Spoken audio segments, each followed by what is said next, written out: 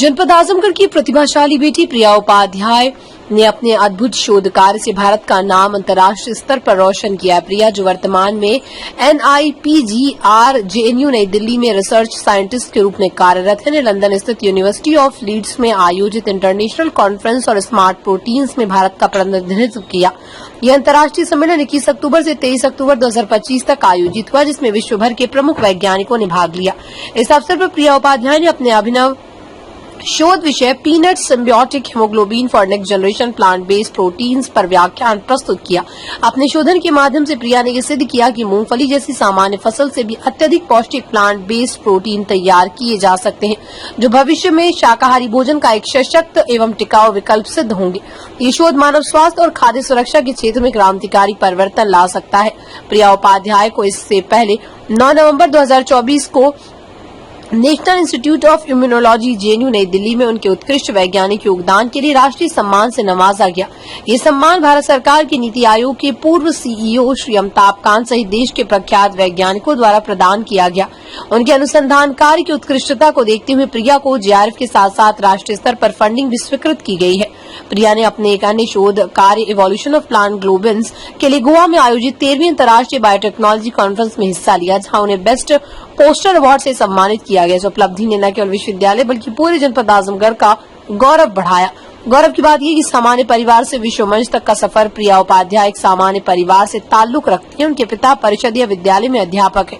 साधारण परिवेश में पली बड़ी प्रिया ने कड़ी मेहनत, लगन और प्रतिभा के बल पर यह मुकाम हासिल किया।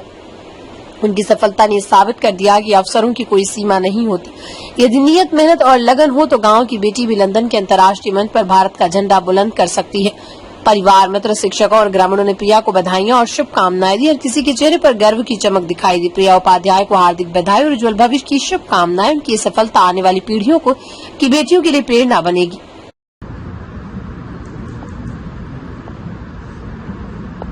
Hello everyone, myself Priya, a PhD student at NIPGR. Welcome to the innovative journey of how the evolution happened in peanut when we talk about globins. So as you can see here, we all somewhere heard about symbiotic interaction. So plant bacteria interact, in turn this nodule formation happens. So inside this nodule, the nitrogen fixation happens with the help of this bacterial enzyme which is nitrogenase. But this nitrogenase is an oxygen labile enzyme. So plant have to maintain a minimum oxygen concentration inside this nodule so that this nitrogenase can work efficiently.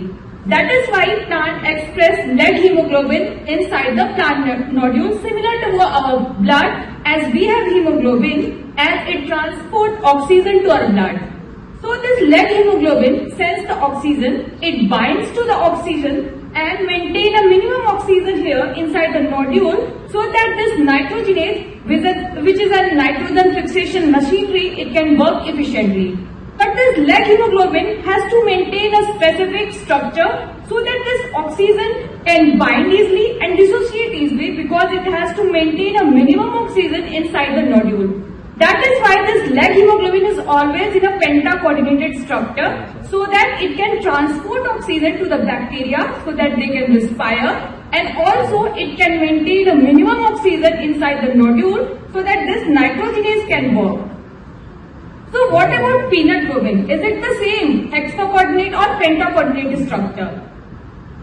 So in the RNA-seq, what we have found that there is no leg hemoglobin genes in peanut. Further, when we did this phylogenetic analysis, we found there are 5 globin genes in peanut which cluster with class 1 non-symbiotic globin. So here a parallel evolution has been happened, like this leg hemoglobin has been evolved from dimeric hexacoordinated structure to a monomeric pentacoordinated structure. But in peanut, what we have found, this hemoglobin has been evolved from class 1 non-symbiotic globin, which is a dimeric structure as well as hexacoordinated structure. So as it is nodule specific, so we have designated it a name, that is symbiotic hemoglobin in peanut. So what we have found in peanut, I purified this protein symbiotic hemoglobin and found a characteristic solid spectra which confirms the heme group present in peanut globin. Further, what I have found on reducing this protein, it is showing a characteristic 2 spectra which confers that it is a hexacoordinate globin. In the size exclusion chromatography, I have found this peanut symbiotic hemoglobin came out to be a monomeric protein and hexacoordinated structure. So the question arises, it is behaving the same as leg hemoglobin. So we have got these seeds, Lotus japonicus CRISPR lines, they have deleted all leg hemoglobin genes. I have complemented these lines with Lotus leg hemoglobin itself and peanut symbiotic hemoglobin itself, and I found that yes, peanut symbiotic hemoglobin is doing the same function as the leg hemoglobin. Further, I have to validate this experiment by doing kinetics experiment as well to show that whether the oxygen binding and dissociation affinity is same or not.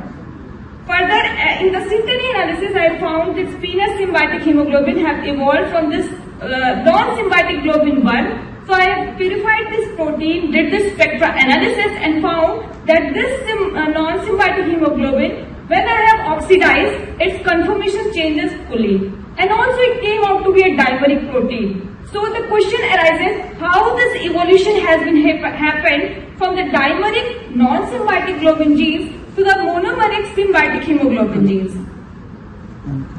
So my future plans are further to study how this evolution has been happened by mutating the conserved dimeric interfaces of this non-symbiotic globin so as to trace the evolutionary pathway of globin in peanut. At last, I would like to thank my supervisor, Dr. Senjyoti Sinha Roy, for all the guidance, my organization NIPGR, UGC for the funding, and my TBT Institute for all those funding related things. Thank you. Thank you, Priya. Very good energy and well in time. So I request Dr. Madhvi Sharma. She will